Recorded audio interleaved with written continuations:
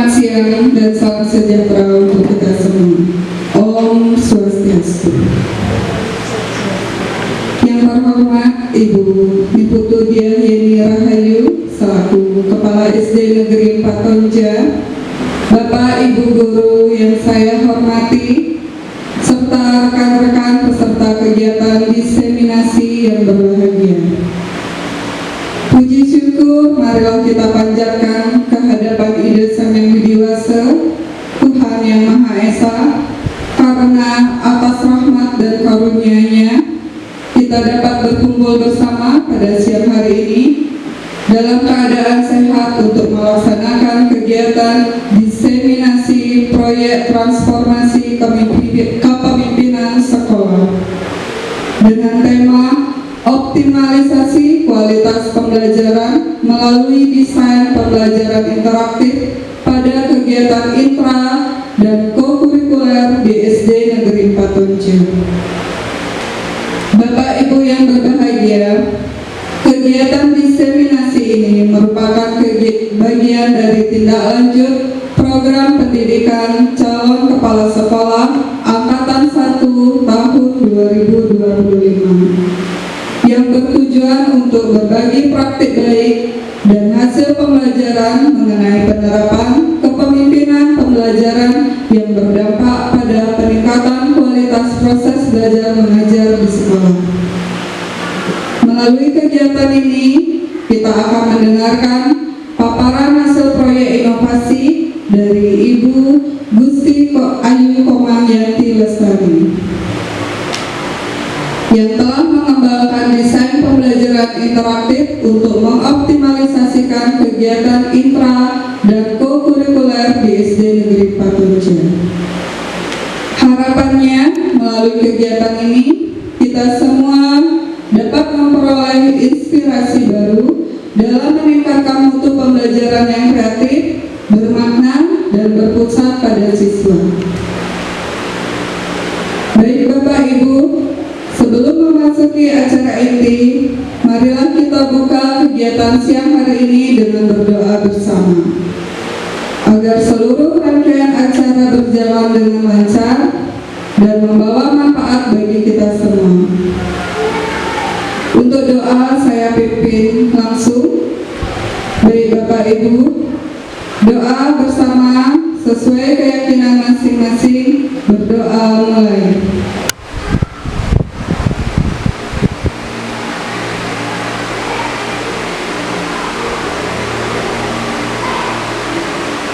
Berdoa selesai. Terima kasih. Demikian pembukaan dari saya. Dan selanjutnya kita akan memasuki acara inti, yaitu penyampaian materi diseminasi proyek transformasi kepemimpinan sekolah oleh Ibu Gusti Ayu Komangyanti Lestari. Kepada Ibu Yanti, waktu dan tempat kami persilakan.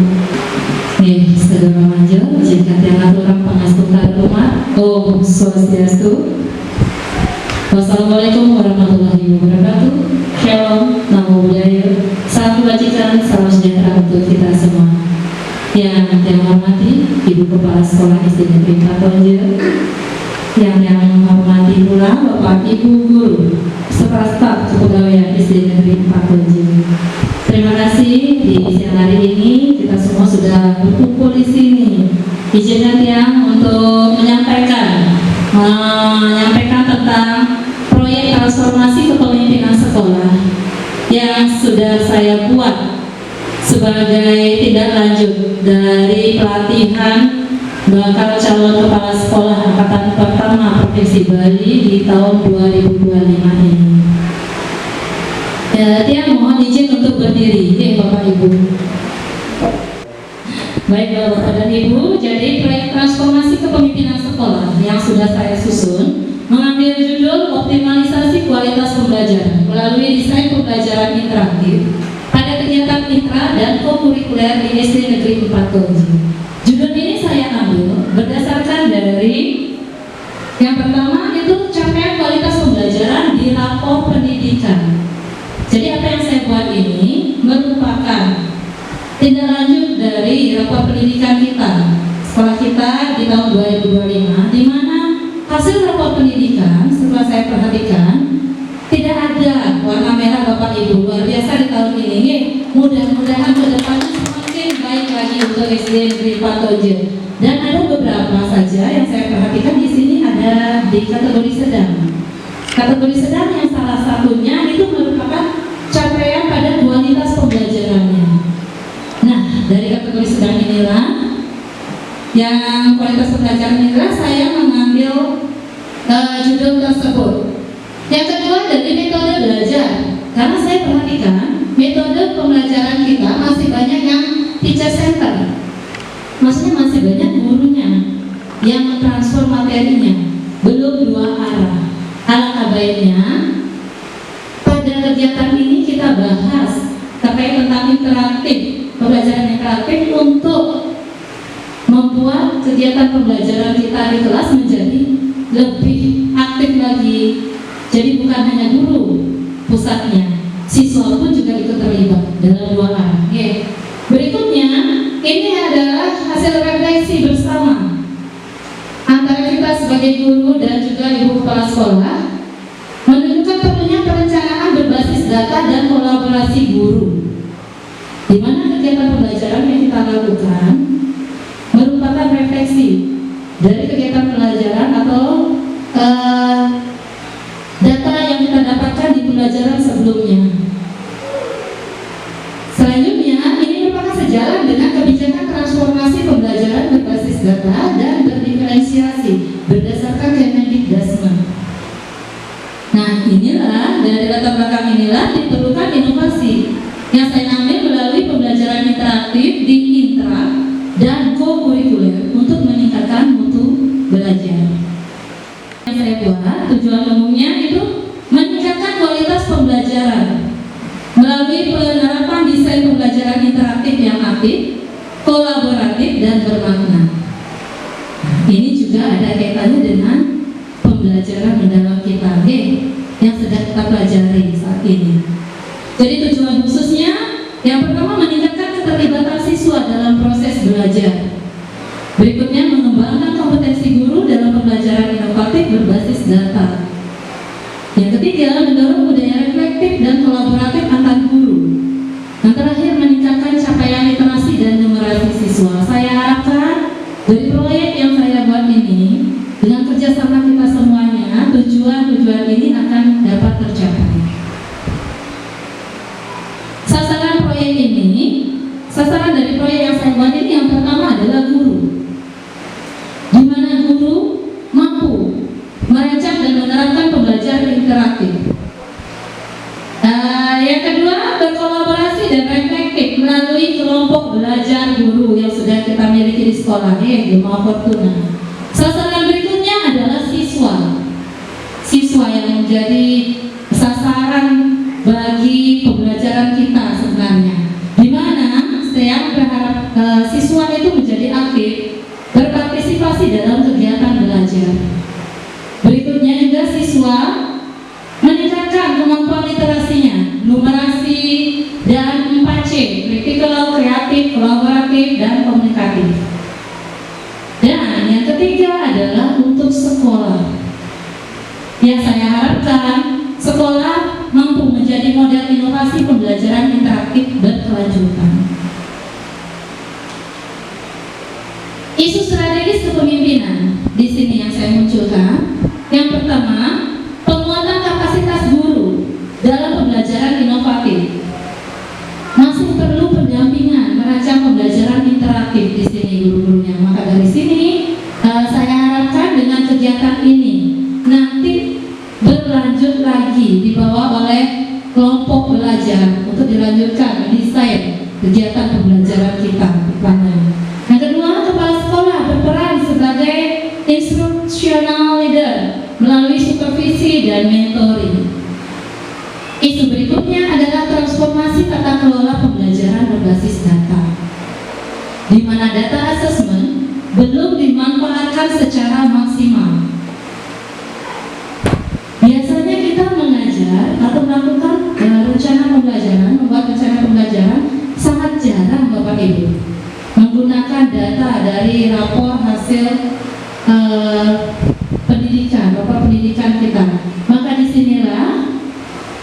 diharapkan untuk menggunakan data asesmen itu, memaksimalkan data asesmen untuk melihat di mana letak kekurangan kita agar mampu memperbaiki untuk kegiatan pembelajaran berikutnya. Nah, itu lagi perlu sistem refleksi dan perencanaan kolaboratif berbasis data pada kelompok belajar guru Gema Fortuna ini nantinya akan dilanjutkan. Adapun inovasi dan transformasi yang saya ambil, yang pertama adalah model kolaboratif perencanaan pembelajaran berbasis data dengan pendekatan design thinking, di mana langkah-langkah transformasinya yang pertama berempati, memahami dulu kondisi dari siswa dan data diri siswa. Yang kedua, definisi, menetapkan masalah utama dalam pembelajaran di masing-masing kelas. Yang ketiga, menciptakan ide, merancang ide pembelajaran interaktif. Keempat adalah membuat prototipe, itu membuat RPP kolaboratif dan media belajarnya. Terakhir, menguji, tes, implementasi, refleksi, dan penyempurnaannya. Nah, Bapak Ibu, disinilah strategi dari implementasi itu. Di sini yang memerlukan kerjasama dari Bapak dan Ibu semuanya untuk mewujudkan pembelajaran interaktif ini, di mana ada 3 fase yang akan kita lakukan. Yang pertama, persiapan kegiatan utamanya mensosialisasikan proyek seperti yang saya lakukan hari ini, ya sosialisasikan proyek. Dan lanjut, nanti kita akan menganalisis data rapor bersama-sama. Yang bertanya, apakah Bapak Ibu sudah melihat rapor untuk pendidikan sekolah kita di tahun 2025? Apa sudah semua melihat? Belum, oke, nanti kita lanjutkan untuk memperhatikan bersama tentang data rapor, sehingga sama-sama kita melihat di mana letak kekurangannya. Selain kegiatan pembelajaran, masih ada yang masuk kategori sedang, yang itu merupakan tujuan kita memperbaiki sedangnya agar menjadi tinggi. Mudah-mudahan di tahun berikutnya tidak ada lagi sedang, maksudnya. Penentuan fokus prioritas. Nah, mitra yang terlibat di sini ada ibu kepala sekolah, guru, dan pengawas yang harapkan nantinya tetap kita diawasi oleh ibu pengawas. Nah, untuk implementasinya Bapak Ibu, implementasinya ini mari bersama-sama kita menyusun RPP nantinya. RPP ini yang sifatnya kolaboratif. Tangannya ada pembelajaran interaktif di dalamnya. Termasuk juga RPP-nya berisi tentang pembelajaran mendalam di sana. Di sini yang terlibat itu guru, kelompok belajar guru kita, Gema Fortuna. Untuk refleksinya, refleksi dan pemantapannya, itu nanti akan ada evaluasi hasil. Refleksi praktik baik. Kalau evaluasi hasil, nanti guru sendiri yang bisa memperhatikan hasil pembelajarannya di kelas masing-masing. Nah, untuk refleksi praktik baik itu akan kita lakukan bersama-sama di kegiatan kelompok belajar guru kita Gema Fortuna. Untuk tindak lanjutnya nanti akan ada kegiatan supervisi yang langsung dilaksanakan oleh ibu kepala sekolah. Jadi Bapak dan Ibu, sekali lagi saya sampaikan, mohon izin ibu kepala sekolah, untuk kegiatan supervisi itu bukan penilaian Bapak Ibu, itu adalah refleksi dari hasil hasil mengajar kita, perubahan apa yang ingin kita lakukan di sana, yang dicek secara berkala nanti oleh ibu kepala sekolah. Jadi Bapak dan Ibu jangan merasa tertekan. Yang ngajak Bapak dan Ibu membuat RPP kolaboratif ini, maksudnya biar ada perubahan sedikit untuk mengaktifkan siswanya agar siswa menjadi aktif dalam pembelajaran, dan dalam pelaksanaannya nanti sekaligus akan dilaksanakan kegiatan supervisi oleh ibu kepala sekolah. Baik, adapun sumber daya pendukungnya, sumber daya pendukung di sini dari sumber daya manusia. Yang pertama tentunya dari ibu kepala sekolah, Didukung juga dengan 14 guru kelas, wali kelas, dan juga ada 5 guru muatan guru mapel mata pelajaran pengawas kelompok belajar guru Gema Fortuna. Dengan media ada rapor pendidikan, RPP, alat peraga kreatif, dan buku kegiatan pembelajaran. Untuk teknologi kita menggunakan ada laptop, proyektor, aplikasi pembelajaran interaktif dengan pendukung lainnya yaitu ruang refleksi dari kelompok belajar guru, dukungan anggaran sekolah tentunya, dan dokumen kebijakan Kemendikbudristek. Untuk monitoring dan evaluasi, kegiatan ini akan dimonitoring dan evaluasi langsung oleh Ibu Kepala Sekolah dan tetap diawasi juga oleh pengawas sekolah kita. Dengan dampak proyek yang diharapkan berdampak bagi siswa diharapkan lebih aktif dan kolaboratif, meningkatkan hasil belajar dan kemampuan berpikir kritis. Dan untuk guru di sini harapannya gurunya lebih kreatif dan inovatif dalam mengajar, terbentuk budaya reflektif dan kolaboratif. Bagi sekolah, pembelajaran jadinya lebih bermakna dan berpusat pada siswa. Kepemimpinan pembelajaran semakin kuat dan berkelanjutan. Itu dampak proyek yang saya harapkan. Di mana untuk keberlanjutan program, RPP interaktif dijadikan referensi ajar berkelanjutan, tidak berhenti. Untuk saat ini kita belajar membuat bersama-sama. Dalam satu semester mungkin bisa dibuat 2 kali atau dengan maksimal 3 kali, Ibu. Mau izin bisa mungkin? Bisa mungkin 2 kali dalam satu semester. Dan ini diharapkan nantinya berkelanjutan. Dan kelompok belajar guru Gema Fortuna menjadi wadah pengembangan profesional guru. Supervisi akademik dilakukan secara berkelanjutan. Pemanfaatan teknologi pembelajaran terus ditingkatkan dan hasil monet ini digunakan sebagai dasar pengambilan keputusan strategis sekolah. Bapak dan Ibu, melalui proyek ini SD Negeri 4 Tonjel bertransformasi menjadi sekolah harapan tiang di sini, mendorong pembelajaran interaktif berbasis data, menguatkan kapasitas guru sebagai inovator, dan menghadirkan pengalaman belajar bermakna bagi siswa. Jadi bersama-sama kita membuat SD Negeri 4 Tonjel ini menjadi sekolah yang berinovasi, berkolaborasi, dan berkembang bersama. Ini harapannya. Jadi intinya Bapak dan Ibu, setelah sosialisasi ini, nantinya diharapkan kita bersama-sama di kelompok belajar akan merancang RPP yang interaktif agar bisa mengaktifkan siswa. Jadi bukan yang katakan bahwa selama ini itu tidak berjalan. Sebenarnya ini proyek bukan proyek inovasi baru, hanya mengoptimalisasikan saja apa yang sudah kita jalankan selama ini. Yang sudah berjalan sudah baik, tapi lebih kita optimalkan agar menjadi lebih baik. Ini harapan dia. Sekian pemaparan tentang proyek ini. Semoga apa yang disampaikan dapat dipahami, dapat bermanfaat untuk kita semua. Saya kembalikan kegiatan ini kepada moderator. Yang akhiri dengan para Santi. Terima kasih kami ucapkan kepada Ibu Hestiayu Pamayanti Lestari atas paparan yang sangat menarik dan inspiratifnya.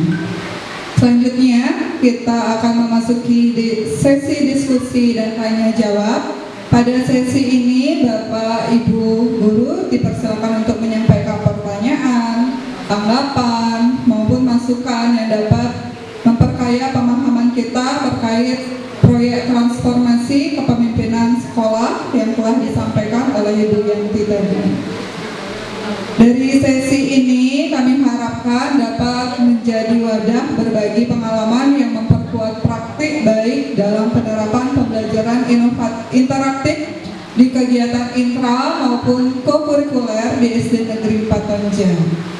Untuk itu, kami persilakan Bapak atau Ibu yang ingin bertanya atau memberi tanggapan untuk mengangkat tangannya terlebih dahulu. Baik, saya persilakan Bapak Ibu yang ingin bertanya.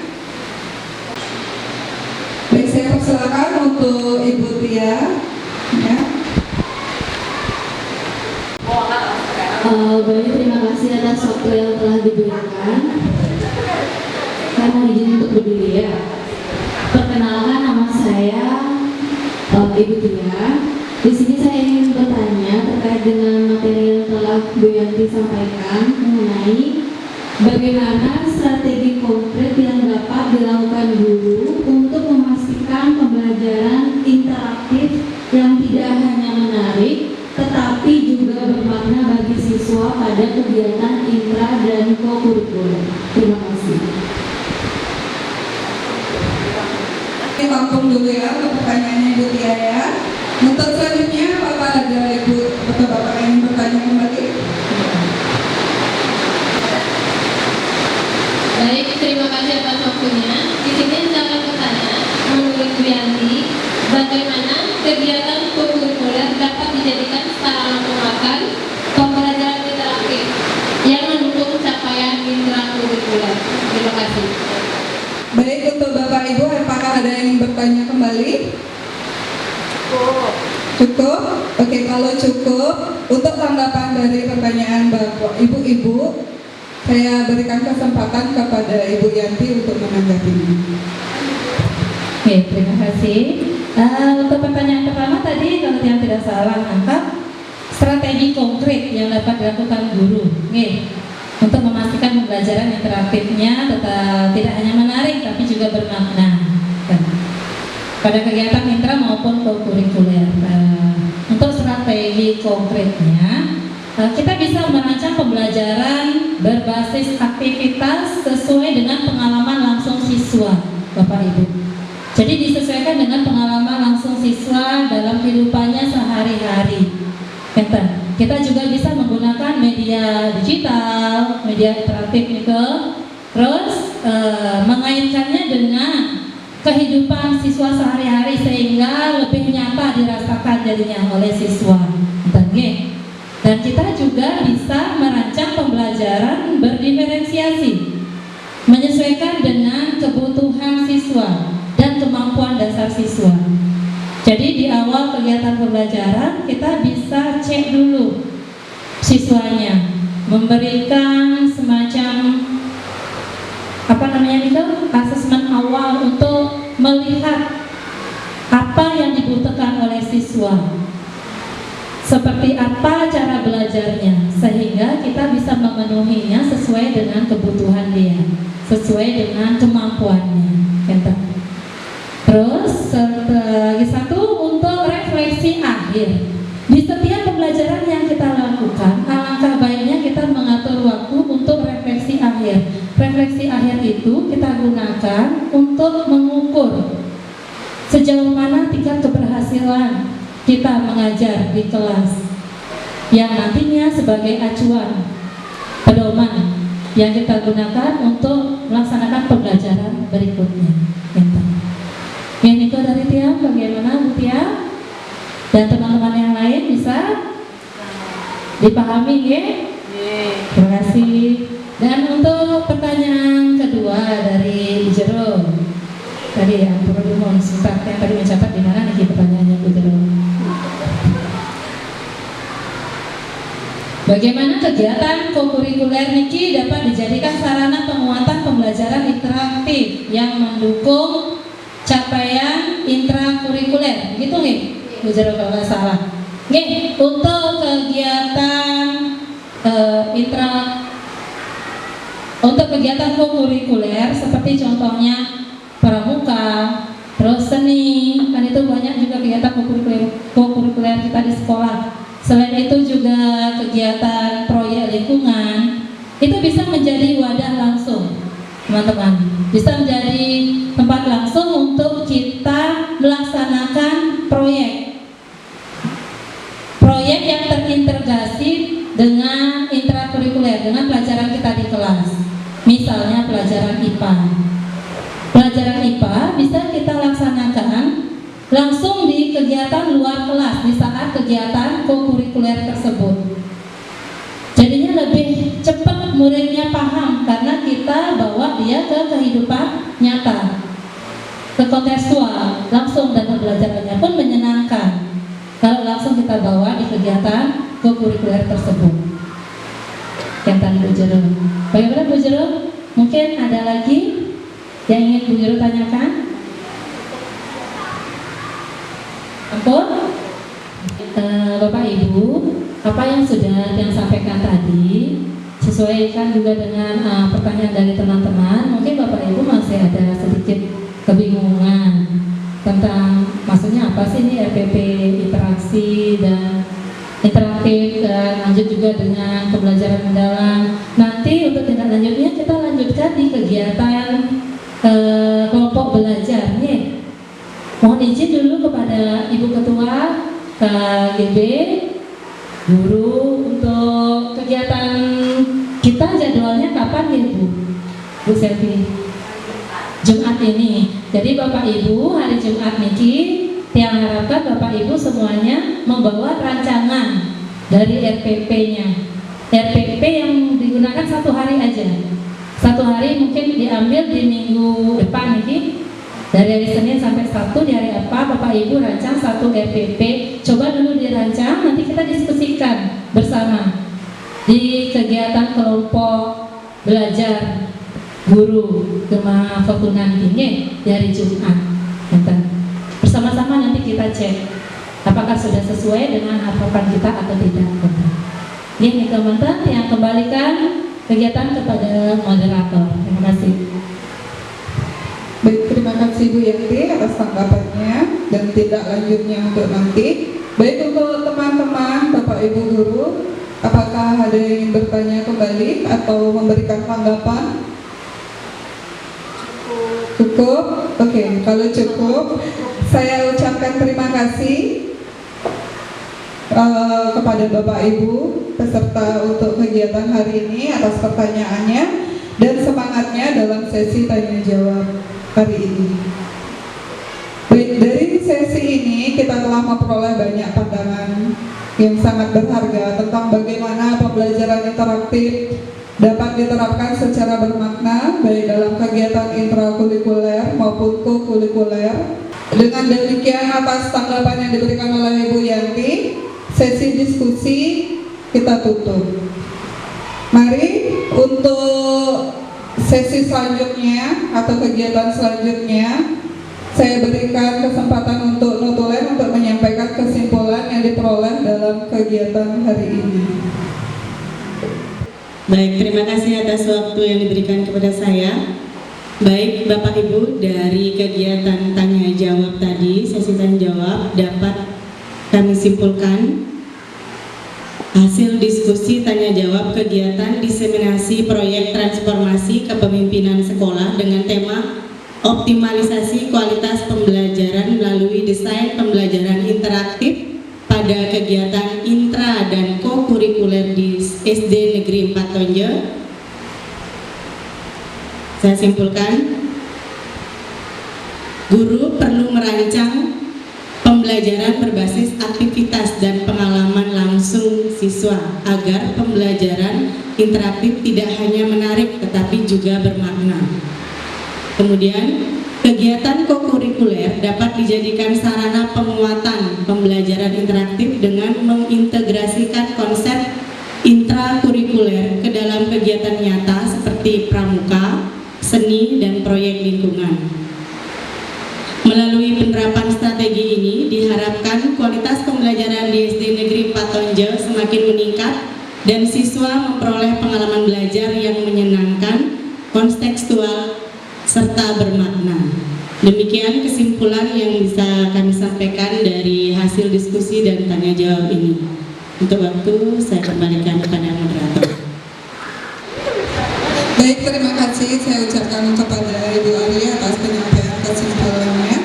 Baik, Bapak Ibu para peserta diseminasi hari ini, karena kesimpulan sudah disampaikan, untuk acara diseminasi yang disampaikan oleh Ibu Yanti kami tutup juga. Baik, Bapak Ibu, puji syukur syukur kita panjatkan kehadapan Tuhan Yang Maha Esa karena seluruh rangkaian kegiatan diseminasi proyek transformasi kepemimpinan sekolah dengan tema optimalisasi kualitas pembelajaran melalui desain pembelajaran interaktif pada kegiatan intra dan kokurikuler di SD Negeri 4 Tonje telah berjalan dengan lancar dan penuh makna. Terima kasih kami sampaikan kepada Ibu Kepala Sekolah, kepada para guru dan beserta staf dan seluruh peserta yang telah berpartisipasi aktif dalam kegiatan hari ini dari awal hingga akhir kegiatan. Ucapan terima kasih juga kepada pemateri Ibu Gusti Ayu Komanyanti Lestari atas ide, inovasi, dan inspirasi yang telah dibagikan kepada kita semua. Semoga kegiatan ini menjadi langkah nyata dalam mewujudkan pembelajaran yang lebih aktif, kolaboratif, dan bermakna, serta berkelanjutan di SD Negeri 4 Tonje. Akhir kata, saya selaku moderator mohon maaf apabila terdapat kekurangan selama memandu acara ini. Terima kasih atas perhatiannya dan kerjasamanya. Akhir kata saya aturkan para Mas Santi. Oh, Santi.